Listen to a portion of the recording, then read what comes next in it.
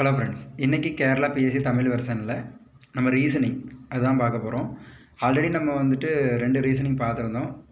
அது நீங்கள் வீடியோவில் செக் பண்ணிக்கோங்க, சரியா? இப்போ வந்துட்டு அந்த ஆட்மேன் அவுட் அதுதான் பார்க்க போகிறோம். அதில் வந்துட்டு ஆட்மேன் அவுட் அப்படின்னா கிளாசிஃபிகேஷன் ரெண்டுமே ஒன்று தான்.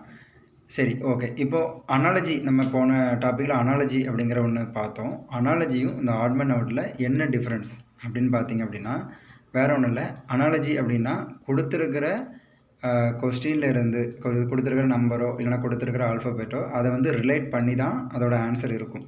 ஒரு இதுவும் இன்னொரு இதுவும் ரிலேட் பண்ணி தான் ஆன்சர் இருக்கும். பட் இந்த ஆட்மேன் அவுட் அப்படின்னா என்ன அப்படின்னா கொடுத்துருக்கிற 4 ஆப்ஷனில் ஒன்று சம்மந்தமே இல்லாமல் இருக்கும். புரியுதா? அனாலஜி அப்படின்னா கொடுத்துருக்கிற 4ம் நம்ம ரிலேட் பண்ணி தான் இருக்க வேண்டியிருக்கும். அதாவது ஃபஸ்ட்டு 2ம் 3வது கூட ரிலேட் ஆகிருக்கும், இல்லைனா ஃபஸ்ட்டு செகண்ட் கூட ரிலேட் ஆகிருக்கும். அதை வச்சு தான் நம்ம வந்துட்டு ஆப்ஷனில் தான் ஆன்சர் எடுப்போம்.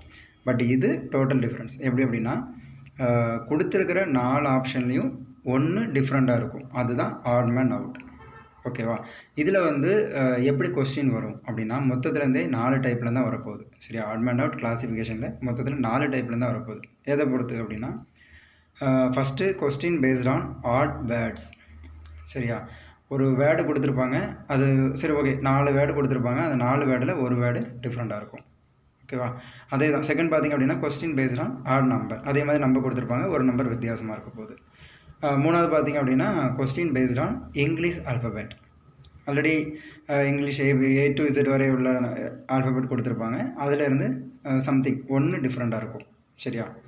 ஓகே. 4வது பார்த்திங்க அப்படின்னா question based on wrong number இந்த கிவன் சீக்வன்ஸ்.